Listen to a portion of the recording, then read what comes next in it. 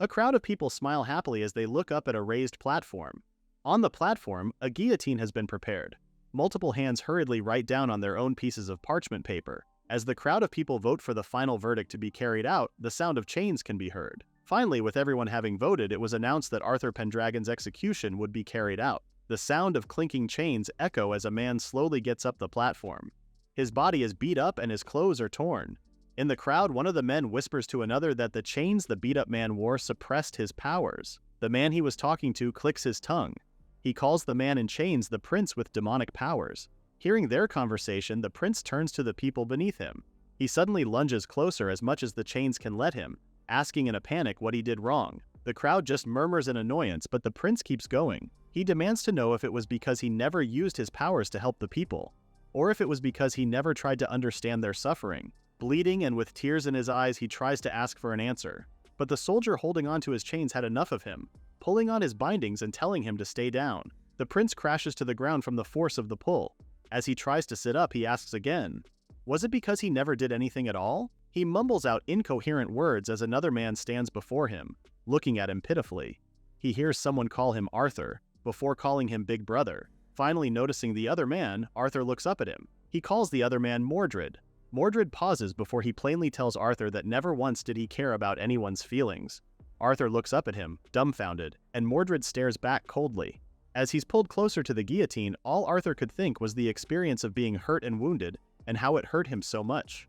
One of the men in the crowd throws a rock at his head, telling him to move on, and all Arthur could do was cry more and follow their orders. As he's locked into the guillotine with death looming over him, Arthur cries that no one had ever told him anything. With a pleased expression, a younger Arthur sits on his throne with people catering to him.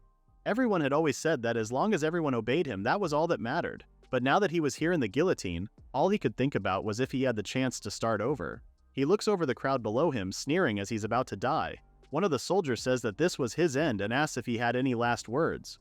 Arthur stops for a moment before he could only cry more. The guillotine's blade drops down from above as the people watch excitedly. As Arthur's life comes to an end, all he wonders is how much it was going to hurt. Suddenly, a boy sits up on his bed with a scream. He looks around an empty bedroom. He rubs at his neck as he drips with cold sweat, confused where he was.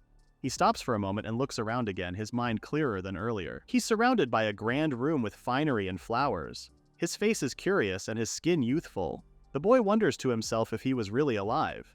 With that realization, he gets up out of bed and excitedly throws open the doors to his closet that was filled with jewelry confiscated during the revolution. He was blinded at the sight of the gems gifted by the nobles.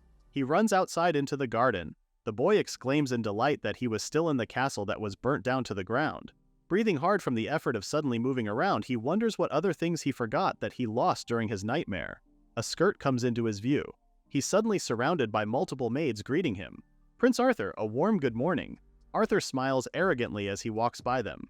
With a sigh of content, he thinks that everything was truly real. A maid comes forward and tells him that breakfast was served. Arthur turns to her, ecstatic at the thought of breakfast. Out loud, he says that he hadn't had a proper meal in ages, much to the maid's confusion.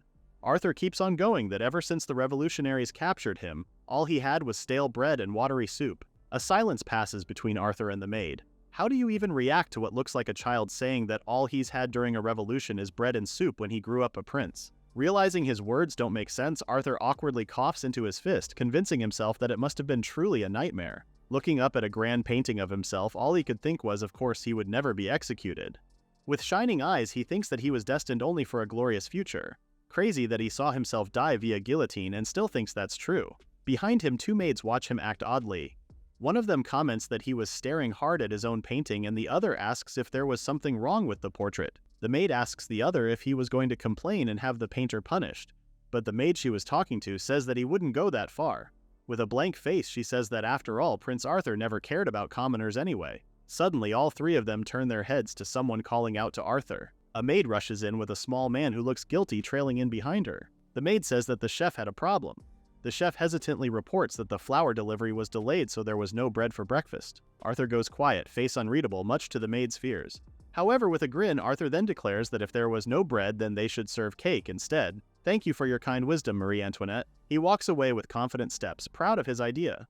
Just as he said, he was served cake for breakfast. Everything in life went his way. As he happily ate his breakfast in the palace gardens, thinking that this was his normal perfect life, He hears some of the maids behind him start whispering. One of them asks another if they heard what he had said earlier. She repeats that Arthur had said, "If there was no bread, then serve cake." Arthur stops mid-bite as the maid comments that royalty really was something else. Arthur's face flushes at the memory of people grinning over him. He frantically stands up and declares that he would be heading back to his room, telling them to bring the tea later. The maids call after him, rather panicked, but he runs away and doesn't look back. The maid from before Guilty realizes that he heard their conversation. "Sis, you were right there, like just a few feet away from your superior." How could he not hear? But another maid brushes off her concerns. Back in his room, Arthur slams the doors shut. Breathing heavily, he repeats to himself that he was the prince blessed by fate and everything from before was also supposed to be just a dream. Arthur slides to the floor, confused and shaking. He wonders why the memory of those hellish days feels so painfully real. Looking at his trembling hands, he's completely terrified. He blinks and suddenly he's back in his cell. He grunts in pain and his vision blurs. When he opens his eyes again, in front of him are the revolutionaries, setting Arthur's palace on fire. In front of the fire, a young man quietly watches the palace caught up in flames. One of the people surrounding him says that Lord Mordred's forces have finally reached the capital. Suddenly, two men keeping Arthur in check come forward. Arthur screams in their hold, ordering them to let him go because they were being treasonous. Arthur catches sight of Mordred, demanding to know the reason for the rebellion. Mordred looks back at him coldly. Arthur says that if it was about the money, then he'll shower the people with gold. The two men holding him down laugh at his words. Mordred plainly says that Arthur's fortune ran dry a long time ago, much to his horrified surprise. Arthur is in disbelief, but Mordred tells him to think about what he's been spending it all on. With a shaky voice, Arthur tells him to wait and he would speak to the nobles who manage the treasury. Mordred informs him that they have all fled. With a blank face, Mordred says that Arthur really hasn't changed at all. Eventually, Arthur's thrown in jail. In his prison, the people watching over him drag him by his hair, throw him around and hurt him. All Arthur could think about was the pain he was under. Bloody and bruised on the floor, the people eventually leave him alone, but not before asking him if he finally understood what it was like for the commoners. They walk away, finally bidding him goodbye. Crying on the floor in pain, Arthur only thought if he could only use his powers. His vision again blurs and Arthur is back in the present. His face is horrified as the memories flood in. He remembered that after the rebellion they had locked him away. Day after day, the very people he once ruled over now tormented him. And after they were done, there was something else that always happened. Back in his cell, a girl would always greet him. She always came and held his broken arm through the bars. And with a gentle smile, she would always ask if he was in pain. That's genuinely terrifying, though. The Arthur in the present day kneels down to the ground in prayer. Every bit of that nightmare felt far too vivid to be fake. Just as he was realizing that his nightmare truly did happen, the door behind him swings open. A familiar voice greets him. With a terrified look in his eyes, Arthur faces the person at the door who asks why he was sitting on the floor. The maid, with a sneer on her face, asks if he was in pain. It was the same woman from his nightmare, now standing before him. Arthur wonders in fear who she really was. Arthur stands up in shaky legs, dumbfounded that she was his maid. Arthur starts to mumble to himself that there was no way. Ordering her not to come any closer, Arthur recklessly swings at her, catching her by surprise. Breathing heavy, Arthur looks at the damage he dealt. He had knocked over a tray with tea. On the floor, the maid sat drenched in the hot liquid. "Bro, you're definitely not avoiding the guillotine with that kind of attitude." In a panic, Arthur says that it was all her fault for barging in without knocking. He defends himself that it was only in self-defense. How do you explain that it was self-defense when she presumably only hurt you in the future, though? The girl remains quiet, the back of her hand burnt. Arthur stares in shock, realizing what he did before he forces himself to look away. He tells himself that it didn't matter, and anyone who hurt him was the enemy. Suddenly, the girl opens her mouth. In tears, she reaches out to him and asks if he was hurt. Arthur suddenly turns to her and the maid flinches, realizing what she did. She takes back what she says, saying that of course he wouldn't be hurt, especially with his powers. There was no way for him to be hurt. Arthur scratches at his head in confusion. Trying to think back on it, the girl from his memories and in that filthy prison was the only one who had been kind to him. So you drenched her in tea and burned her hand when you weren't even sure if she was kind in your former life? Bro, that's a double sin. But he scratches at his head in a frenzy, suddenly unsure of his memories. Are you even sure you died via guillotine, Arthur? All he could remember was pain. His memories were a mess. The maid behind him calls out to him again. Arthur reassures himself that he wasn't supposed to feel pain. Turning around to face the maid, he finds her looking up at him with a soft look and full of concern. She hesitantly asks him again if he was hurt. There's a complicated look on Arthur's face, rather confused and shocked. Stepping forward, he reassures her that he was fine. He orders her to show him her hand. The maid is confused and she blushes as Arthur holds her hand. Arthur apologizes and with a tender look, he says that it must have hurt. Bro's thinking process took a whole 180-degree shift. Holding onto her hand with both of his, light envelopes them, as Arthur says that he would heal her. That was his ability, healing magic. After he was done, Arthur smiles at his work, seeing that she was all better. Arthur asks her how the pain was. Suddenly, the maid screams that he shouldn't, much to Arthur's confusion. The maid thanks him, but she noisily argues that his power was far too precious and he shouldn't waste it on a commoner maid like her. She suddenly freezes in fear, realizing her audacity to speak to the prince like how she did, but Arthur cuts her off. With a soft look in his face, Arthur admits that looking at her made his chest kind of hurt. The maid's face flushes red. Completely flustered, the maid runs out of the room, saying that she would go grab a broom. Arthur is left alone in his room as the maid's embarrassed screams echo out the hallway. He scratches his head in confusion at her reaction. Looking at his hand still glowing with his magic, Arthur thinks that she wasn't exactly wrong. It was the first time he's healed a commoner. Back then, while he was studying, his tutor had told him to listen carefully. His healing magic was incredibly precious, so he should use it wisely. Arthur hums in content that he was amazing, unaware of his tutor's dark grin. His tutor had said that healing magic must only be used under his supervision. In the present day, Arthur closes the book that he was reading. He was always taught to use his magic like that. Healing a maid was something he should report to his tutor later. He reaches up into a bookshelf and returns the book he was reading. Suddenly, as he looks at the upper shelves, he notices another book with a hanging bookmark. He takes out what appears to be a ragged-looking notebook. It was definitely not a magic book. Opening it and reading it out loud, the first few pages said Year 21 of the lunar calendar. Arthur figured that it was a diary. As he kept reading, the next line said that the revolution began and Arthur Pendragon was executed. Arthur pauses in shock. In terror, he throws the notebook away. He exclaims at the rather creepy book and how it told his timeline. He hides behind the bookshelf, horrified. The notebook seems to shush him, telling him to be quiet. Breathing hard by the bookshelf, Arthur stares down at the notebook, waiting for something to happen. But it remains quiet, and the longer the silence grows, the more Arthur gets curious. Suddenly, the pages start to flip on its own as Arthur hesitantly comes closer. He kneels down and reads the following pages. Younger brother leads a successful revolution.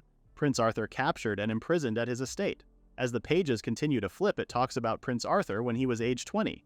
Arthur watches the book, even more terrified. The notebook continues on that Arthur would be tortured, then executed by guillotine. Seeing this, Arthur screams and backs into the bookshelf. With the force of his impact, an hourglass at the top of the shelf wobbles in place before falling on Arthur's head. It was just as he thought. It wasn't a dream. He kneels down on the ground. In a panic, his thoughts spiral as he comes to fully realize that time had rewound right before his execution, meaning that the future waiting for him would be his beheading. Anxious, he says that it was just a timeline.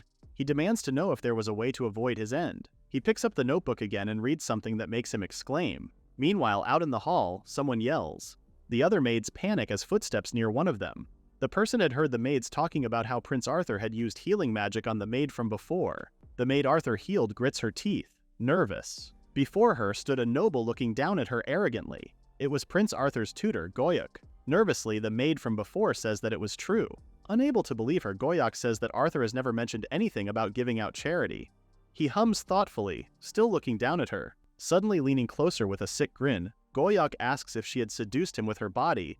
Brother, you, stay away from her. The maid is horrified. She defends herself, saying that she would never, and asking him to let her go. The other maids watch as Goyok corners their workmate. The maids whisper to themselves, asking what they should do. However, one of them says that there was nothing they could do because they couldn't defy a noble. Grinning maliciously, Goyok guesses that it would be okay to let the prince get hung up on a woman and turn him into a fool. He orders the maid to seduce him with her body and that he would pay her more. The maid argues that Arthur wasn't that kind of person. Suddenly appearing out of nowhere, Arthur gets in between the maid and Goyok. He demands to know what Goyok was doing to his maid. The maids are surprised at his arrival. Goyok is amused by his reaction, and the maid Arthur had healed exclaims at the sight of him. Goyok tries to lighten the mood, saying that it was nothing serious and that he was just scolding a clumsy maid. Arthur turns to the maid with a blank expression, making the maid flinch. Goyok tells Arthur that there was no need for him to worry and tries to leave. But Arthur tells him to stop. Oh, this is going to be fun. With a carefree smile, Arthur says that he feels like he's been reborn. He tells Goyok that they should have a little chat, much to Goyok's hesitation. Goyok asks what he could do for Arthur, and if it was for him, he would of course do anything. Grinning happily, Arthur demands to see their financial records and asks for Goyok to help him out. Goyok is shocked and nervous. Arthur continues that it had been nagging him that as a prince he should at least do a little more work. Goyok nervously scratches at his face, trying to come up with an excuse. He tries to give advice as his tutor, but Arthur cuts him off and tells him not to worry. Arthur says that he should reward Goyok for his hard work, much to Goyok's surprise. Arthur says that the maid he healed had a burn mark and a ton of blisters on her hands. Arthur calls for a maid to get a chair before forcing Goyok to sit down. Arthur offers to fix his stiff shoulders too. As Arthur starts to massage Goyok's shoulders, Goyok internally mutters how spoiled Arthur was. Suddenly Arthur starts to talk again, saying that nobles hardly get injuries since they make their servants do everything. Goyok is confused until Arthur reminds him of a countess he once brought over. Back then, the countess had come towards him saying that her hands hurt terribly. Arthur looks down at her, curious how that happened. Holding out blistered hands towards Arthur, the woman asks him to heal her quickly. She was embarrassed, explaining that she was born into a merchant family. With a laugh, she said that she spent all day counting coins, much to Goyok and Arthur's disbelief. If you make royalty react like that, you know for a fact you're doing something wrong. Recounting the memory, Arthur says that the story had cracked him up. Goyok remains quiet. Suddenly, Arthur pulls out Goyok's hand with a pitying look on his face. He says that Goyok's hands looked pretty sore too, his fingers all blistered. Arthur observed that there were no oils on his fingertips and he had blisters in the same places as the countess. Goyok pauses for a minute before laughing joyously, saying that Arthur had some nerve. Goyok explains that he was also from a merchant family. Arthur pauses. With a grave voice, Arthur calls him a liar. He says that nobles like them never lifted a finger, and with a smile he says that the only thing Goyok has been counting is Arthur's money. Goyok looks at him in disbelief. The maids surrounding them break out into whispers between one another at the idea of embezzlement. Arthur points out that they had overheard everything. With a mocking laugh, Arthur says that for his disgraceful wound, he would be able to heal it for him. Finally, Arthur orders him to hand over the records. Seeing his nervous face, Arthur asks why he was making that expression. With a smile, Arthur says that for a helpless, spoiled noble, Goyok should be thrilled to finally see Arthur growing up. Arthur smiles softly. Goyok starts breathing hard as his anxiety worsens. In a shaky voice, he says that he was truly overjoyed about Arthur's growth. Arthur watches with a pleased smile as Goyok scampers away. The moment Goyok leaves, the maids from before surround Arthur and cheer his name. They say that he did a good job standing up for his maid, adding that they were proud of him. Arthur's flustered at their words and actions, the maid he healed before watching curiously behind him. Internally, Arthur thinks about how he just bluffed his way through the whole ordeal. He was reading through the scary timeline when he reached a part that said that Goyok was running off with his money. Finally having enough, Arthur escapes and tells the maids to get back to work. The maids flusteredly follow his orders. They start to gush between them, finding him cute for being so shy. Congratulations, Arthur, you now have a fan club of maids. As the maid Arthur helped before continued cleaning the hallway, she smiles happily to herself at the thought that Arthur was surprisingly kind. That night in the gardens, Arthur sighs in relief as he walks with the timeline notebook in hand. He found the events of today satisfying, however he still had no clue how to escape his execution. He suddenly exclaims in panic as the pages of the notebook fly off.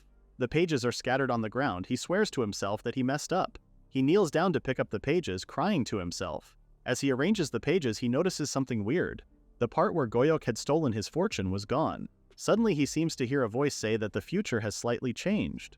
Although Arthur was surprised that it spoke, he complains that it would have been nice to hear that before he started panicking. In a hurry, he asks what the voice meant that the future changed and if the revolution was still happening. It tells him to calm down. However, Arthur continues that it would still end up with him on the guillotine, so what was the good of change if it was still going to happen? He was suddenly surprised to see a doll dressed up as a maid appear in his mind. In his thoughts, the maid doll seems to carry him with a happy smile.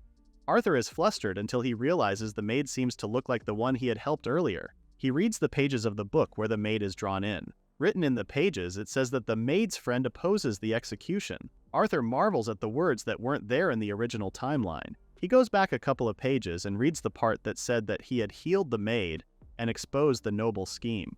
Below it, it says that his good deed points had been raised by one. Arthur realizes that his actions could change the future. With an excited grin, Arthur declares that if that was the case, he was going to play along with the world. He would win people over and build favors. He would be running away from his execution with everything he got. Already laughing in triumph, he says that with his healing magic, things would be easy. With an excited grin, Arthur points to a certain maid and appoints her as his personal maid. The maid was the one he had healed beforehand.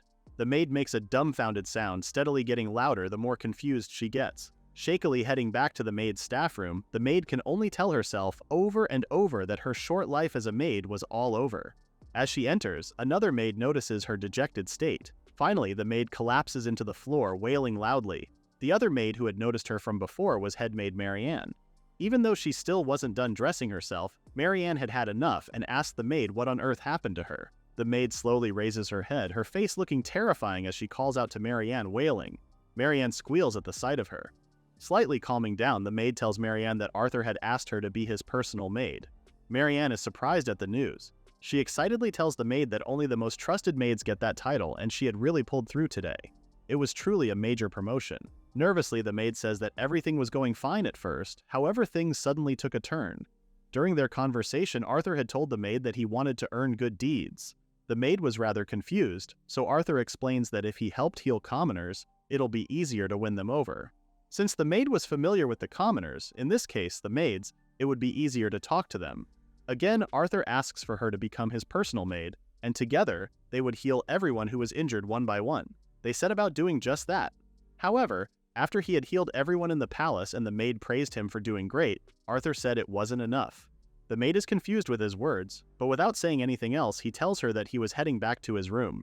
Everyone else had been so happy with what Arthur had done for them, but Arthur himself looked so sad. After recounting her story, the maid in the present grunts in pain. Finally, she yells from the stress, saying that everything was too much for her. What a mood! With a shaky and weak voice, she says that she made him look like that. Marianne thinks back on how Arthur had looked and silently agrees. The maid tearily comes to the conclusion that it meant that she had completely failed. She admits that she didn't have the confidence to be Arthur's personal maid. At her words, Marianne immediately frowns. She delivers a sharp flick to the maid's forehead. The action momentarily knocks the maid out of her thoughts. Marianne does it again, making the maid complain that she had done it twice. Marianne explains that one of the flicks was for Prince Arthur, and the other was for the maid herself. Marianne coolly says that Arthur must have had a reason for appointing the maid, and they may never fully understand it. Hesitantly, the maid admits that she needed to understand why he chose her. She adds that she wanted to fulfill what he wishes for her to do. Marianne is quiet for a moment before she says that since he probably carried burdens of his own, then maybe that was why he chose a clueless and honest girl like her. Marianne says that since Arthur's mother was born a commoner, it could also be possible that the maid reminded him of her. With the way Arthur acts, you wouldn't think his family came from a simpler background. The maid nervously admits that during their talk, Arthur had said that no weird stuff was required. Marianne is horrified that she had asked him directly. Yeah, that definitely would have taken some guts. At a loss, the maid asks Marianne what she was supposed to do as his mother. Marianne, rather embarrassed, says that there was always the baby play route where she would spoil him. Marianne, I believed in you.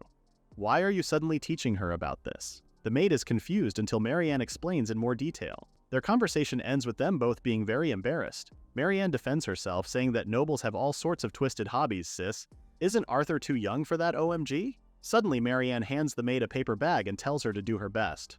As Marianne leaves the room, she glances back one more time as the maid looks through the paper bag. With a face steadily going red, the maid fumbles through the paper bag, seeing objects like a pacifier. Her whole face completely erupts into a fierce blush from embarrassment and disbelief as she holds up a pair of lacy undergarments. Marianne, I cannot believe you. Her scream could be heard from outside the hall. A passing maid comments that Marianne's face was bright red, but Marianne nervously brushes it off. Back in the gardens, the maid wishes herself good luck. She forces a skip to her step as she heads towards Arthur, saying that just as Marianne had instructed, she would spoil Prince Arthur. I can tell this isn't going to end well. Eventually, the maid reaches Arthur and she calls out to him. Arthur turns to her and the maid flinches at the melancholic look on his face. Internally, though, Arthur is more concerned that the notebook isn't updating. Searching her skirt pockets, the maid then decides that it was time for her to try the baby play route. She takes out a baby's rattle and immediately starts to shake it for him. She goes around him over and over will the rattle, much to Arthur's confusion. Having had enough, Arthur pushes her away, saying that she was being noisy. The maid internally cries at her failure. Arthur tells her that he just wanted to rest a little. Arthur is about to say that he would make the bed, but in a frenzy, the maid tells him to rest his head on her lap. Arthur is shocked at her proposal. Eventually, though, they end up on the garden grounds. The maid sitting with Arthur's head on her lap. She happily says that a lap pillow was proven to help someone relax. Arthur doesn't quite believe her. The maid comments that the sky was a beautiful blue color, but from Arthur's point of view, all he could see was the underside of her breasts, making him more annoyed.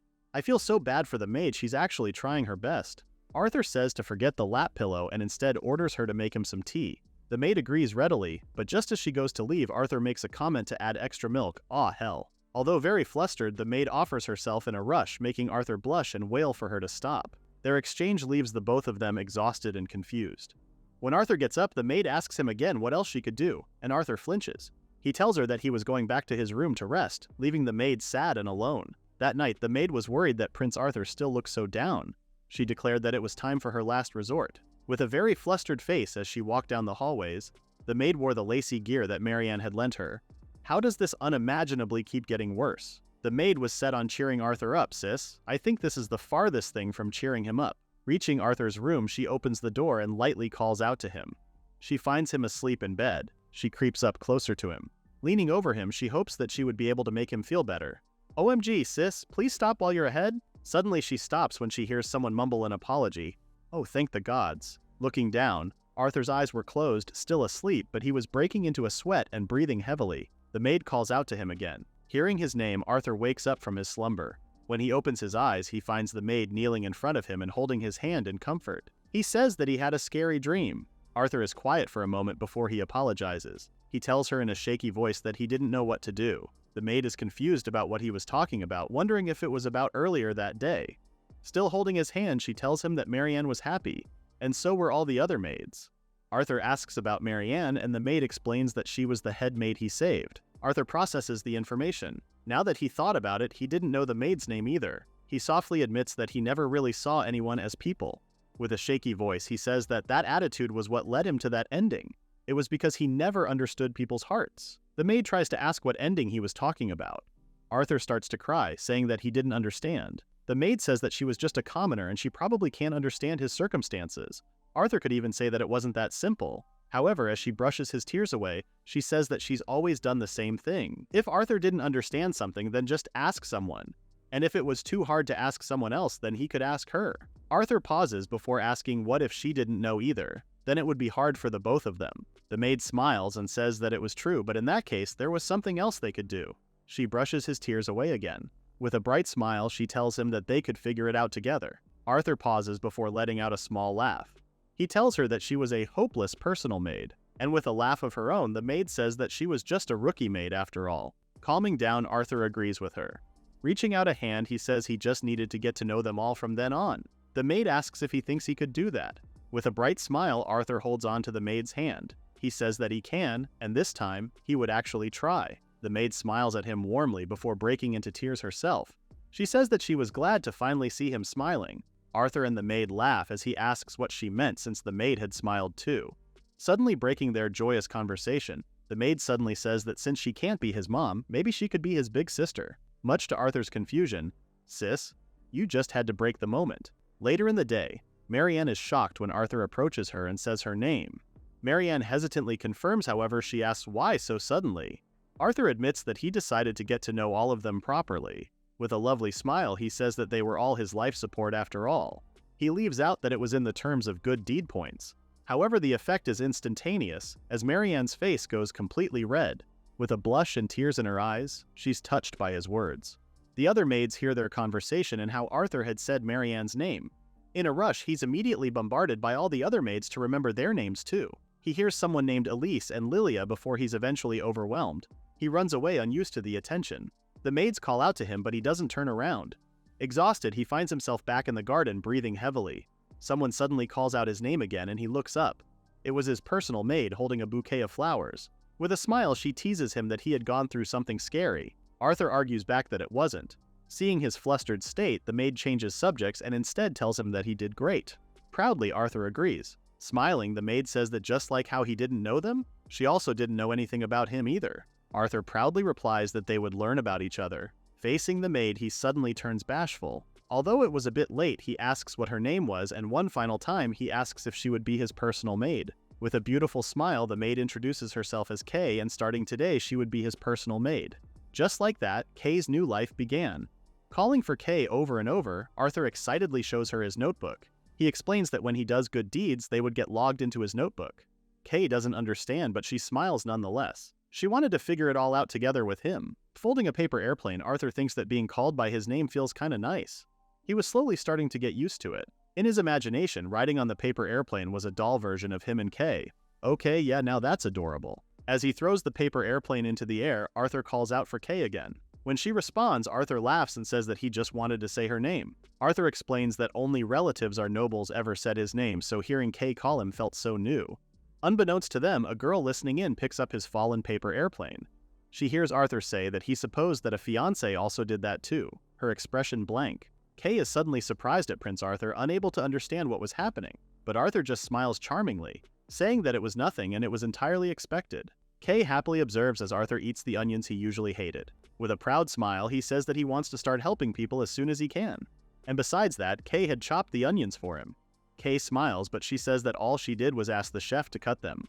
I see that our favorite innocent prince still doesn't know what his people do. As the maids lovingly watch them from the garden, Kay suddenly calls for his attention, changing subjects. She brings up that helping people was part of the noblesse oblige, or the belief that those with privilege should dedicate themselves to the people. Arthur suddenly chokes on his food. Kay praises him for his noble sentiment, but she stops when she suddenly notices Arthur breaking into a cold sweat. With a dark look on his face, he says that noblesse oblige was a phrase that reminded him of a certain something. Kay is confused, but before any of them could say anything else, a paper plane flies overhead and hits him right on the head. For a moment there, that wasn't a paper plane, that was a dart. Both Kay and Arthur exclaim in shock. Arthur opens the plane, noticing the paper had writing on it. Both Kay and Arthur squeal at the sight of the paper filled with writing, seemingly a string of nasty insults. Kay wonders who would write something like that. But Arthur shivers, knowing that there was only one person who came to mind. Suddenly, footsteps near them. Just hearing noblesse oblige was enough to summon her. In front of a stressed-looking Arthur stood an elegant and cold-looking girl. She was Morgan Le Fay, a noblewoman. Kay excitedly greets her. Morgan greets Arthur, asking if they could have tea, but Arthur looks terrified. In a rush, Arthur grabs Kay and drags her out the room. Morgan watches them go quietly. Meanwhile, Kay thinks that Arthur wanted her to leave them alone so he could spend time alone with Morgan. Arthur quickly turns the idea down. Visibly anxious, he tells her that she didn't know what Morgan was really like. It had all started on the day they first met, back in his original past. When they had first met, Morgan, who was only 11 at the time, had heard Arthur say, "No bread, then serve cake," and coldly told him that both bread and cake were made from wheat, not forgetting to call him a dolt. Can't believe you got your first traumatic core memory from an 11-year-old. Later on, while looking stressed as he worked at his office table, Morgan had suddenly come towards him with a large stack of papers. She showers all of them over his head, saying that they all came from the people. Looking down at all the sheets of paper, Arthur asks if they were all complaints, to which Morgan confirms. She silently watches his stressed-out expression for a while more before slamming her hands on the table to grab his attention. She tells him that if he carried on the way he did, a revolution would come soon. With a cold expression, she orders him to fix it. Throwing all the sheets of paper in the air, Arthur has a full breakdown as he asks how he was supposed to handle all of them. As he begs her to help him, Morgan can only sigh heavily, expression still blank.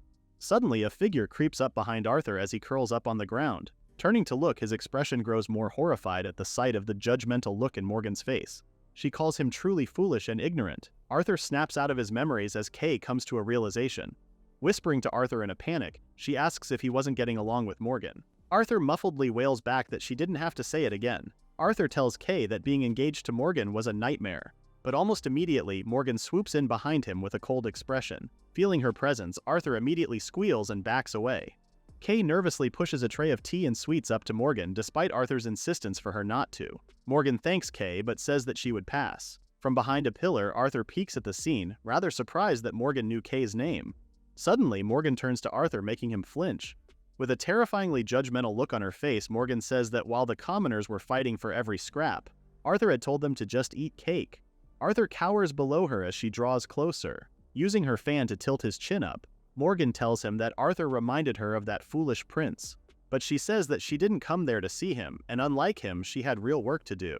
Turning around, she leaves him with her final words. The revolution was coming if he stayed that way.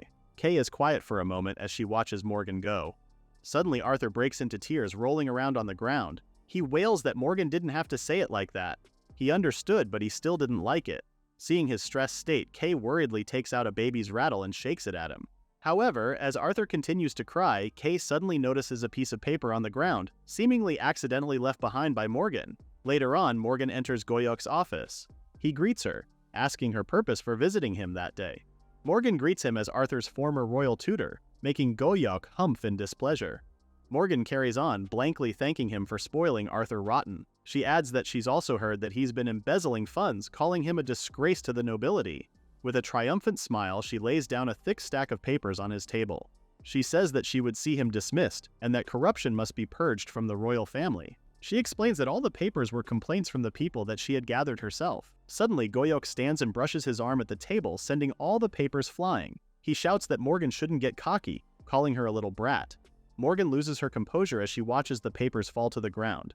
Goyok arrogantly tells her that rubbish like that could be easily buried. With a smug grin, he looks down as Morgan picks up the papers with the people's written voices in a frenzy. He tells her that petty accusations like that meant nothing against royal power. Goyok asks Morgan if she was only keeping her engagement because she believed Arthur would change. Morgan pauses for a second before she argues that he was wrong, and she believed in noblesse oblige. Goyok argues back that Arthur wouldn't lift a finger for her. Morgan keeps her head down, unable to say anything back. Suddenly the doors burst open, revealing Kay and Arthur, who hid behind his maid. They had heard Morgan say noblesse oblige. Goyok is shocked at his sudden arrival. Morgan tells Arthur that they were having an important discussion. At the tone of her voice, Arthur immediately starts to shake and hides behind Kay's legs once more.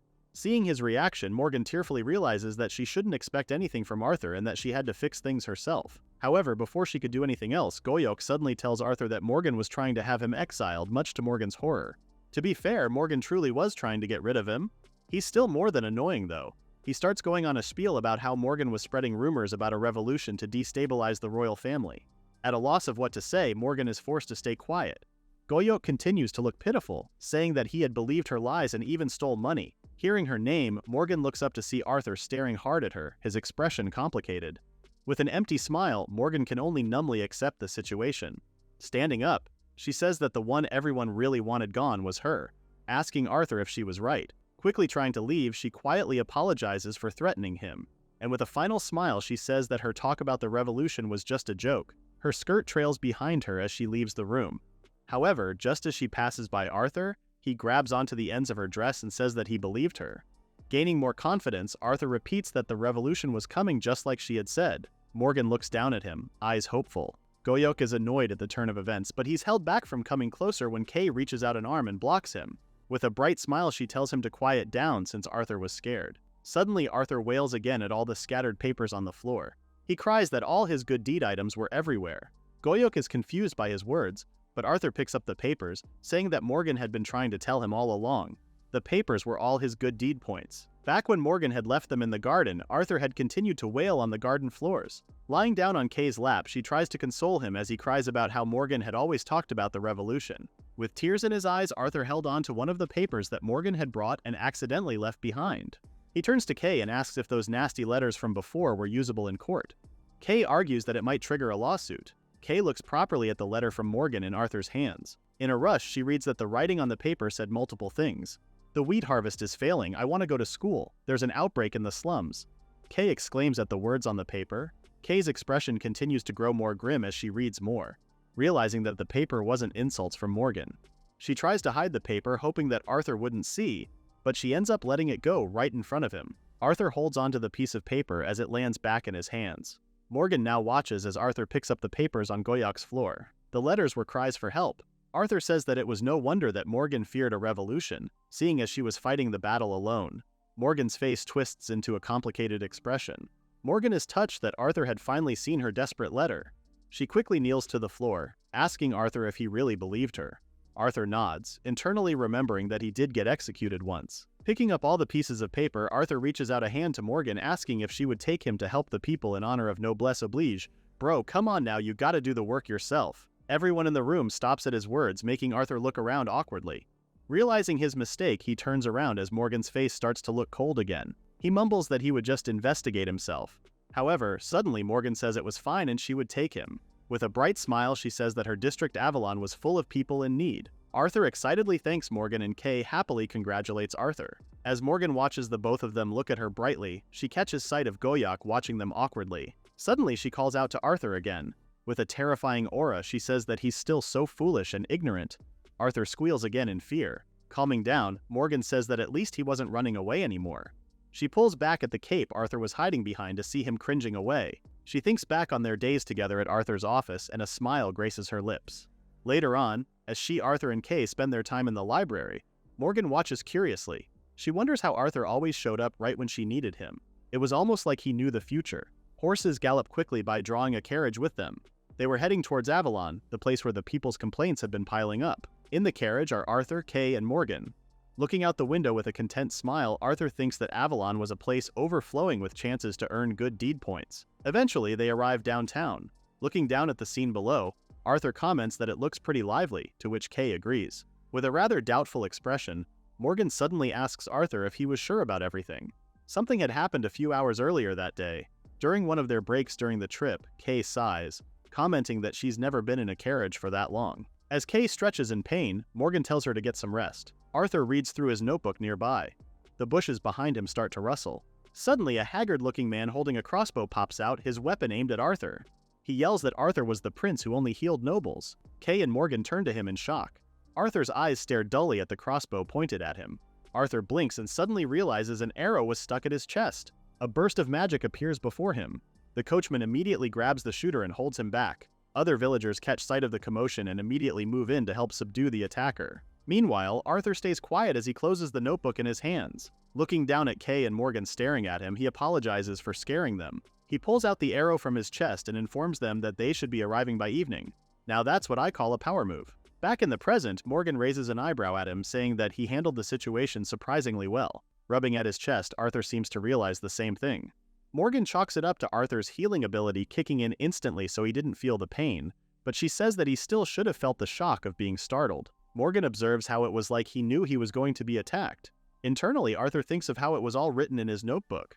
Arthur says that he just had incredible reflexes.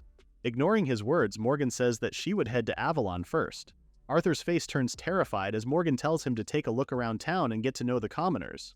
Morgan walks away even as Arthur tells her to wait. In a shaky voice, Arthur panics and says that he thought she had started seeing him differently. Seeing his panic, Kay quietly laughs. Kay turns to Arthur and says that since they had some time, she would show him around the town. Throwing a cloak over Arthur, Kay says that there might be more scary people like earlier, so she would be the big sister. She declares that Arthur was the little brother. Holding the cloak close to himself, Arthur stares up at her with wide eyes. She really is big sister material though, so happy for them. They start to walk downtown. As they pass by children playing, Arthur takes note of something in the little girl's hand. Turning to Kay, he asks his big sister what it was. Oh, that's so adorable. He's already on board with the big sister thing already. Kay explains that it was a popular toy in town. The goal was to balance the ball on a string onto the tip of the wooden handle. After hearing the instructions, Arthur decides to try it for himself. Lending him the toy, Kay and the other children excitedly watch him. However, just as he swings the ball, he ends up using too much force and the ball hits him square on the head.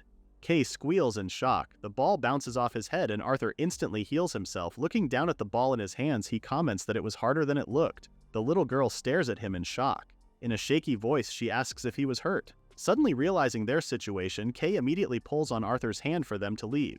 Running all over town with his hand still in Kay's, seeing all sorts of people, Arthur had realized he had never cared much before, but everyone was out there living their own lives. They all had their different personalities and they were all individual people. Once they stop running, Kay and Arthur realize that he still has the child's toy. They immediately run back to return it, and the little girl smiles at them brightly. Suddenly, Arthur turns at the smell of something peculiar. It was a cookie stand. Taking a bite out of his cookie, Arthur marvels at the taste.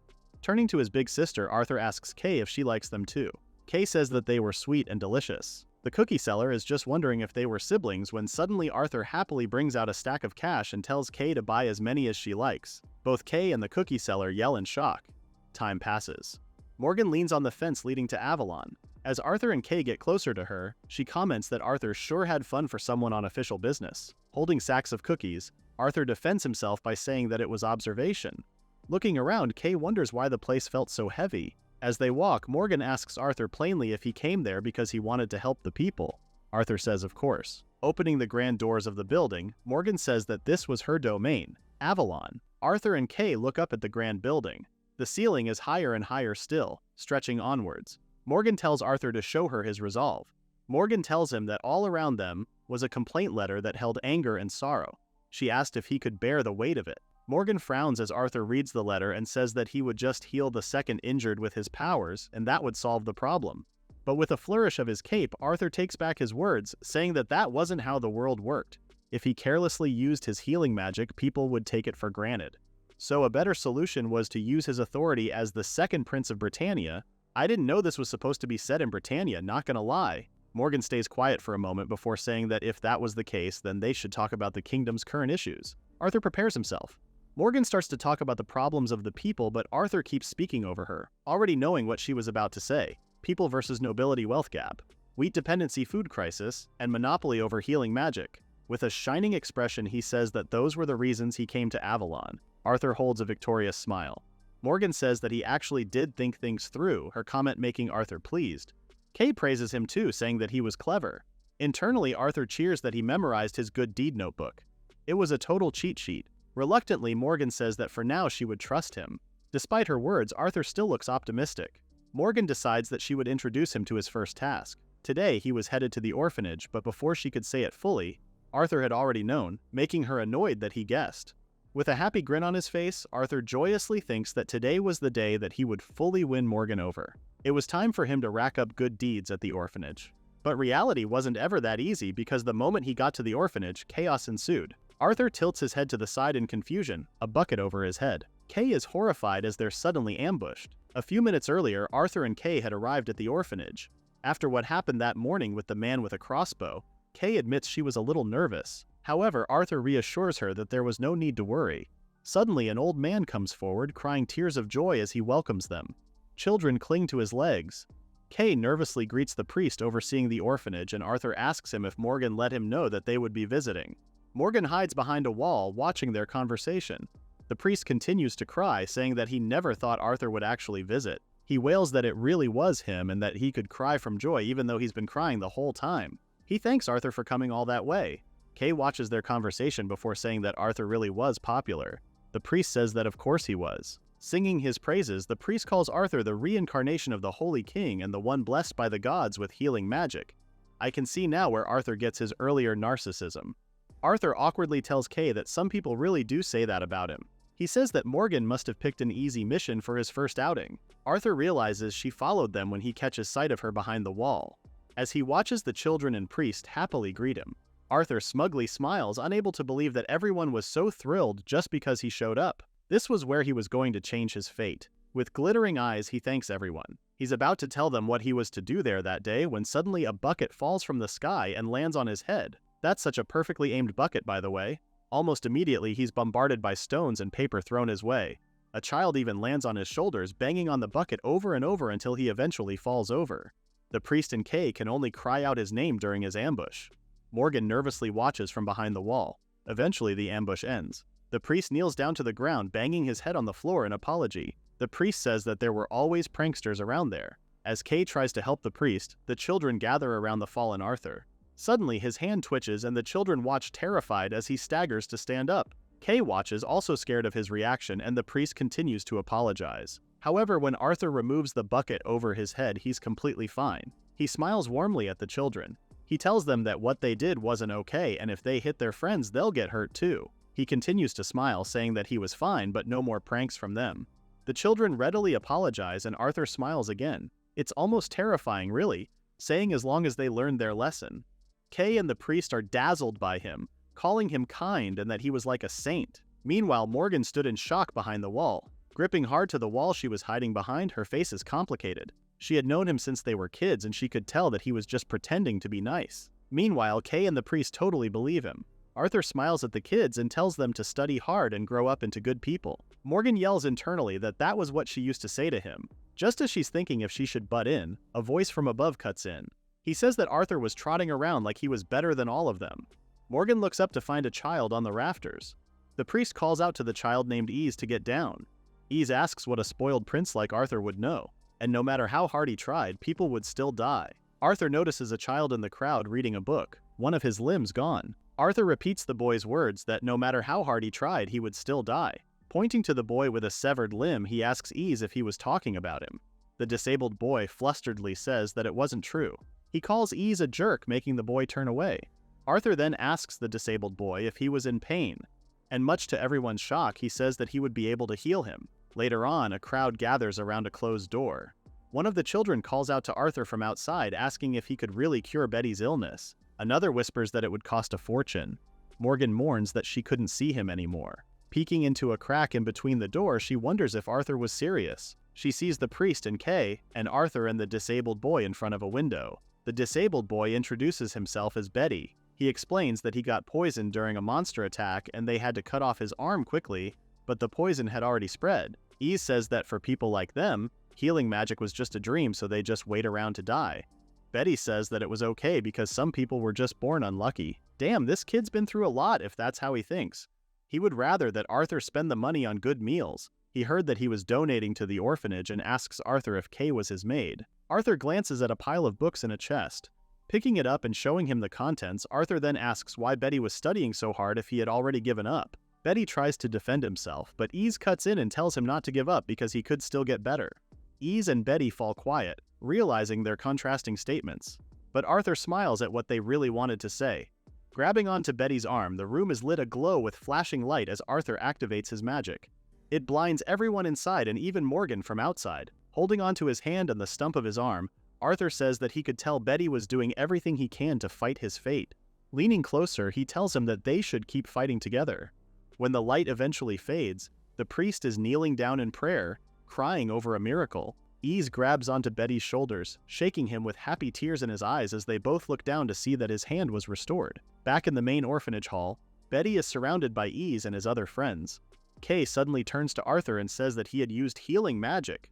Arthur realizes what he just did. He starts to panic, thinking that he was just quoting from the Good Deed notebook. Before his thoughts could spiral more, he says that it hurts watching people suffer. Arthur says that Betty was just trying so hard to live that he couldn't just stand by and do nothing.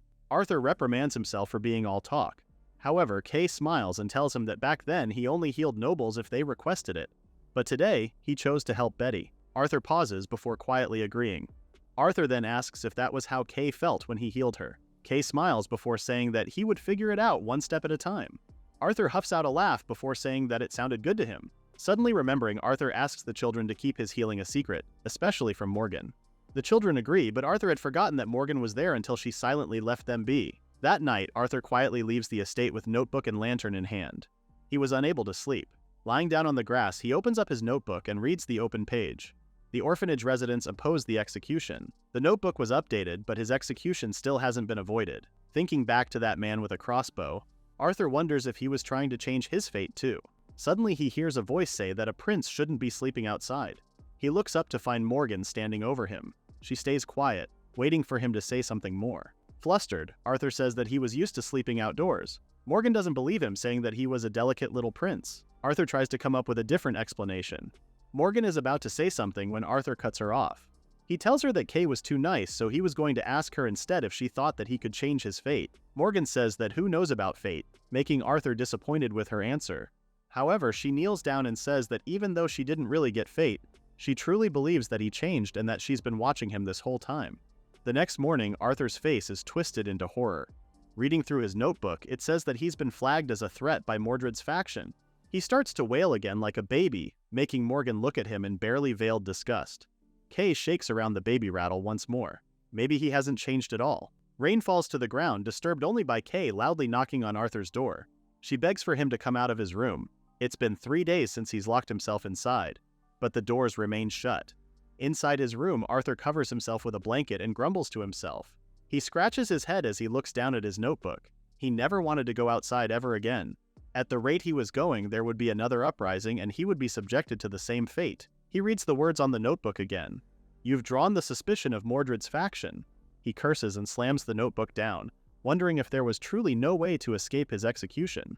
Kay remains outside his door. Just as Arthur's thoughts start to spiral once more, he hears her knock on the door and call out to him. Although he can't see, she wears a sweet smile, letting him know that she can listen if he wants. The door cracks open a little as Arthur asks if she was serious. Kay smiles at the sight of him peeking outside the room. She happily invites him to get some air to clear his mind, but Arthur's reaction is instantaneous. With a dark expression, he slams the door back on her face. Wow, rude behavior, Arthur. Kay tries to call out to him again, telling him that it wasn't impossible. Arthur breathes heavily as he holds the door closed. What if he runs into Mordred and ends up executed even sooner? But then he stops, thinking about the idea of running into his brother. Currently, he is still 5 years before the execution deadline. If he could talk to Mordred right now, he might find a way out of this problem. He quickly gets dressed and calls out to Kay from outside the room. Arthur orders her to bring Mordred to him, much to Kay's worry. Laughing to himself, Arthur collapses on the bed with a grin. It was the perfect blind spot to face Mordred head on. He tried everything else, from healing Kay to supporting the orphanage, but this might be the most direct approach yet. He excitedly waits for Mordred's arrival. Until finally, he hears Kay's voice outside the room and someone knocks on his door. This was the man who had him executed in his past life, the third prince, Mordred Pendragon. A rather lovely-looking boy grins at him happily, saying that it's been a while since they last talked. Despite greeting him happily, Arthur remains behind his doors, separating the two brothers. Mordred says that he was surprised. Arthur had always kept to himself. But with a snap of his fingers and a happy smile, Mordred comments that right now, he felt like Arthur was in prison. Mordred has 20/10 foresight from the looks of it. Arthur immediately asks him to stop saying creepy stuff like that. He softly curses. Mordred may not look like it now, but he would be leading a revolution in 5 years. He couldn't afford to let his guard down. Arthur opens the door and nervously takes a peek outside. With a sweet smile, Mordred looks at him curiously. Internally, Arthur is pissed. Thinking that Mordred's face just screams revolution, he literally looks like he can't even lift a fly swatter to kill an insect. Finding the situation rather tense, Kay offers to bring tea. She adds that it was rather awkward to just stand there, but Arthur cuts her off. He tells her that it wasn't needed before ordering her to give them some space. Kay freezes. Kay leaves in a rush, her expression dark. Mordred watches her go, rather confused. Turning back to the door, he asks Arthur if he just called his maid by her name. Arthur offhandedly says that he tries to. With a glowing expression, Mordred says that he actually thinks that was really nice. Arthur is confused, but Mordred says that he thought Arthur was still thinking about their class differences and all that. Arthur proudly informs him that he even supported the orphanage the other day, to which Mordred compliments him, saying he was amazing. Arthur starts to wonder if he really could avoid execution. Mordred appeared like he was just a sweet little brother. It's the innocent-looking ones you have to watch out for, Arthur. Arthur is lost in his thoughts when suddenly Mordred admits that he thought the nobles were just using him, making Arthur flinch. Mordred adds that it was a problem if the aristocrats were monopolizing Arthur's healing ability. As for the orphans who got his support, they probably wouldn't find decent jobs either. In a rush, Arthur says that it wasn't true because the kids were trying their best. Without thinking twice, he swings the door open. What he sees makes him flinch. In a dark voice and glittering eyes, Mordred tells him to relax because he was going to fix all of it. Arthur's face morphs to a horrified expression. He slams the doors shut again. Kay calls out to him again, telling him to come out. Roughly scratching at his head again, Arthur just says that he doesn't know what he's supposed to do. Outside, Kay tells him that he was going to get sick, but Arthur argues that he would heal just fine. Does that mean he can literally starve and he'll be fine? Arthur knew that if he just obeyed the nobles, nothing would ever change. But as long as he had healing powers, they would keep him locked in. Kay says that she just wants to understand why he was acting like that. But from inside, Arthur says that telling her won't change anything. Kay pauses. Before Arthur knew it, Kay was pushing a cart with him inside down the hallway. They rush by the other maids at an incredible speed. Arthur screams on what he was supposed to do. Kay says that he needed sunlight, but Arthur argues that not only was it raining, but that wasn't what he meant. He yells that she didn't get to decide that, but he wasn't giving him a choice, repeating again that they were going outside. She tells him that she had come prepared and brought a rain cover from abroad. It's just an umbrella, basically. Kay reaches out, saying that the notebook Arthur held looked valuable, so he should leave it behind. But immediately Arthur exclaims. He turns away, notebook clutched tightly to his chest, ordering her not to touch it. Kay stares at an obviously angered Arthur, his teeth bared in panic. Kay clicks her tongue before a hurt expression takes over her face. She asks him what was inside the notebook. Arthur seemed to always stare at it with such a grim face. Arthur turns away, telling her it was none of her business. Kay asks if it was something frightening or something even she couldn't help with. Raising her head, her lips are turned down into a frown and her eyes are icy. "Oh no, Arthur, look what you've done." Now she's pissed. Arthur panics at the sight, asking why she was making such an expression. He tries to defend himself, saying that he's been trying hard and she even praised him for it. Arthur says he even came outside, just like Kay had asked him to. So what else did she want from him? Before he can react, Kay snatches the notebook from his hands, lifting it up over her head and out of his reach. Arthur still reaches out to grab it, ordering her to give it back. He tells her that she was being out of line, asking her if she was seriously mad at him right now. Kay grits her teeth. Her face flushing, she tells him to stay shut in if he wants, since he always runs back to his room. Arthur tries to cut in, but she continues to say that what really upsets her is that he keeps trying to deal with everything alone. Arthur looks at her incredulously. He asks her what else he could do since it was his problem. Kay disagrees, so Arthur orders her to explain it to him because if she doesn't, he doesn't know how he was supposed to understand. He orders her to tell him what she was trying to say. Kay frowns. Softly, Kay says that she wasn't educated, nor did she give good advice. Arthur suddenly looks up at the sign of dripping water.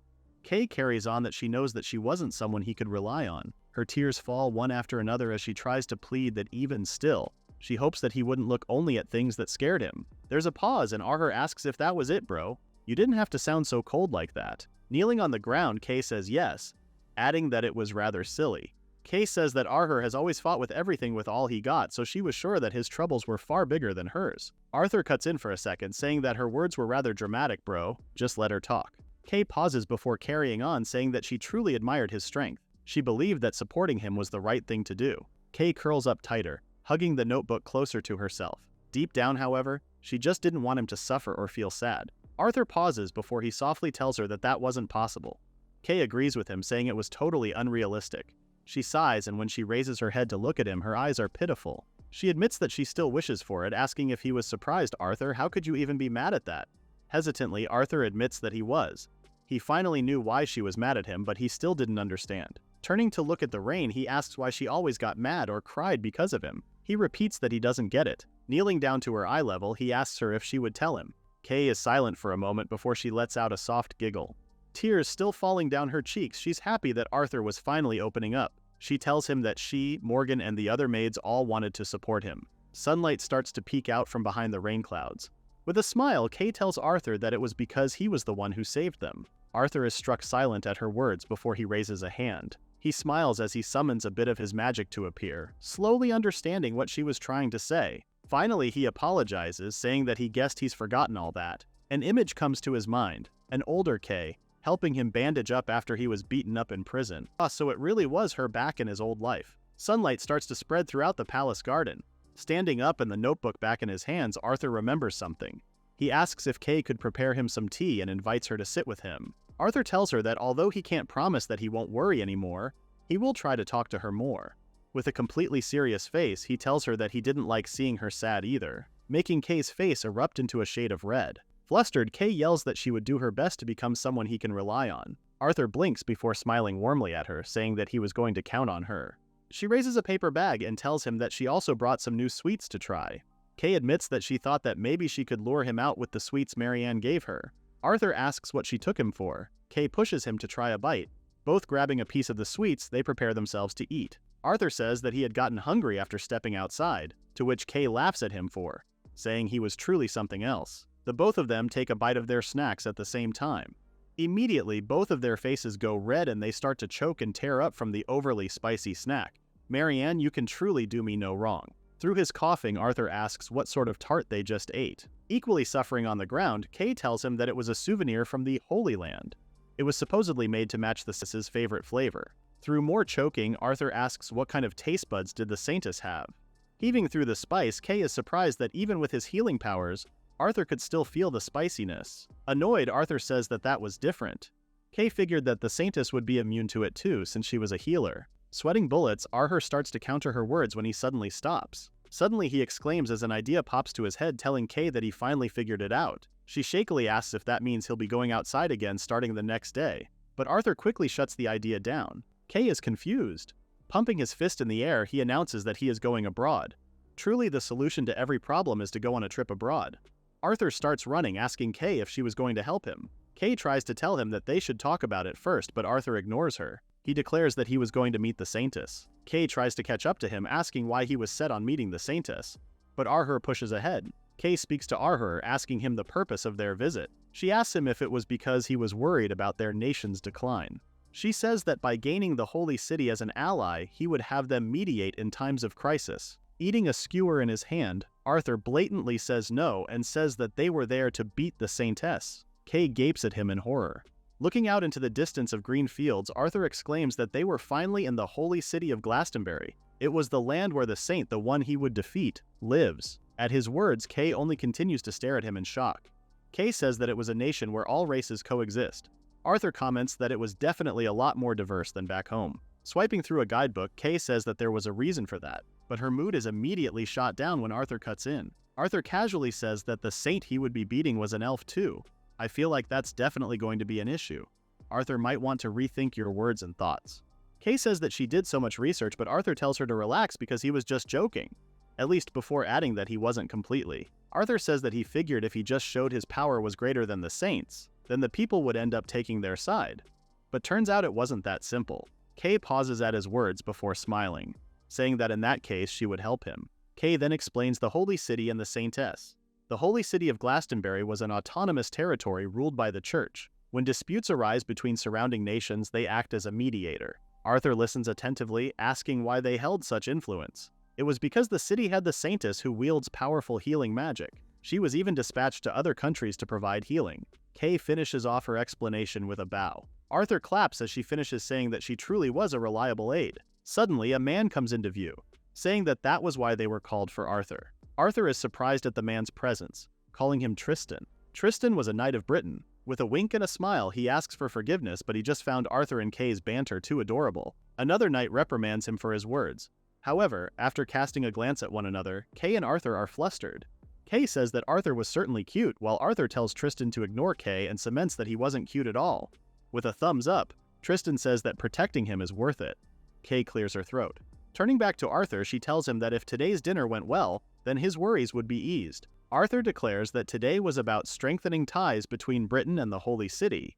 He says that it looks peaceful on the surface, but just beneath, the nation is on the verge of collapse. Worsening security and political instability? Thinking about Mordred and his expression during their conversation, he clutches his chest. The flames of revolution were closing in. Tristan is quiet, but remains surprised by his words. Arthur declares that if they forged ties with the Holy City, they would be a powerful ally in times of crisis. Today was critical, and he was betting his life on it. But beyond that, shaking his fist into the air, he will absolutely definitely defeat the Saint. Tristan and Kay watch him give his obsessed speech. They eventually arrive at their destination. Arthur takes off the clock and again repeats that he would defeat the Saintess. Kay points out awkwardly that he just repeated the same thing again. Arthur then changes the subject, asking more importantly if Kay would be able to eat properly at the banquet. Kay is confused until Arthur says that the banquet was about to start. Kay then remembered that she ate a yakitori earlier, which was a local specialty of the Holy City. It's basically Japanese skewers. Arthur even gave Tristan and the other knight a treat. Arthur leans into Kay, whispering in a conspiratorial manner. He asks her again if she found the souvenir food they got from Marianne way too spicy. He thought that if all the food there was like that, they would be in trouble since Kay did the poison tasting. Kay lightly reprimands Arthur and he laughs at his little joke. A palace maid watches them curiously. As Kay combs through his hair, Arthur remembers that he had actually eaten the food of the Holy City before. It was just that he forgot. He had even dined with the saint in his previous life too. Thinking back on it, the atmosphere was quiet between them, with Goyok standing beside Arthur. That time, with Goyok giving him instructions, the dinner had led to nothing, and when the revolution came, the Holy City stayed neutral. Arthur remembers a moment in his past life while he was being beaten up at prison. A man pulls him by his hair to raise his head.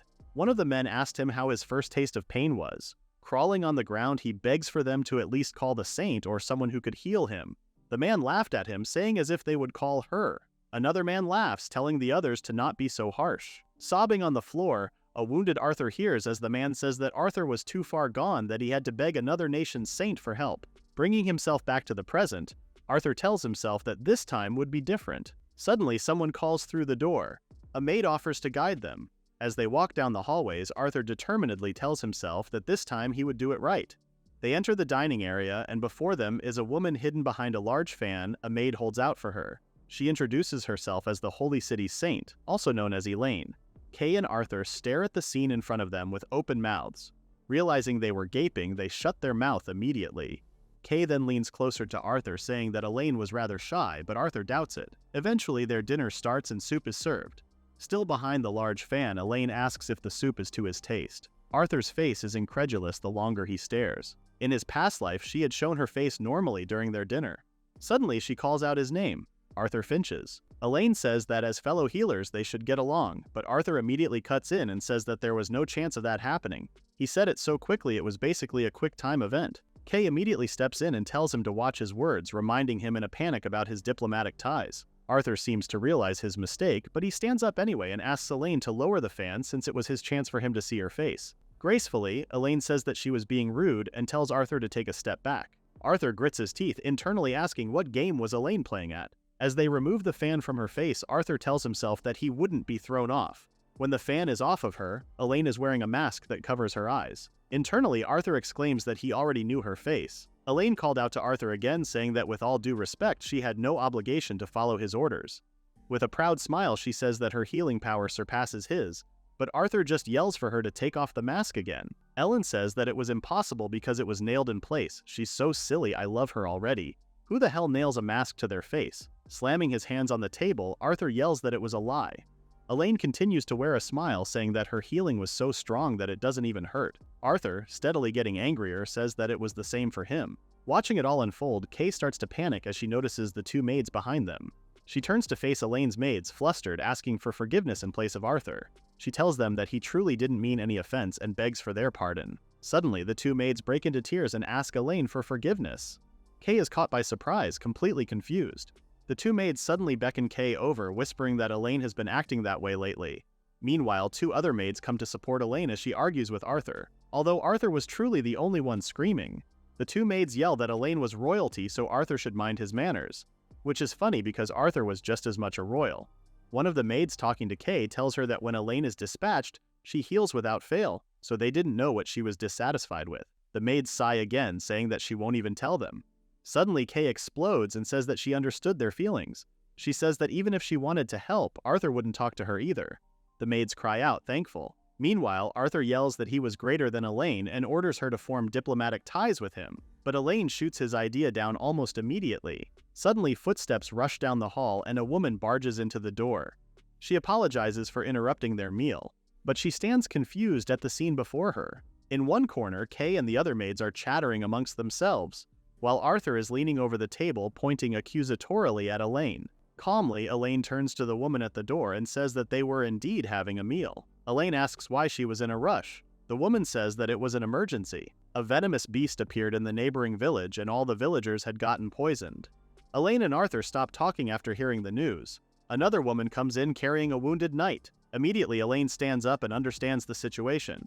She passes by Arthur without another word and heads to the wounded man. Lowering him to the ground, Elaine says that it was a strong enough toxin to make trained knights fall. Elaine leans closer to the man and tells him that he did well.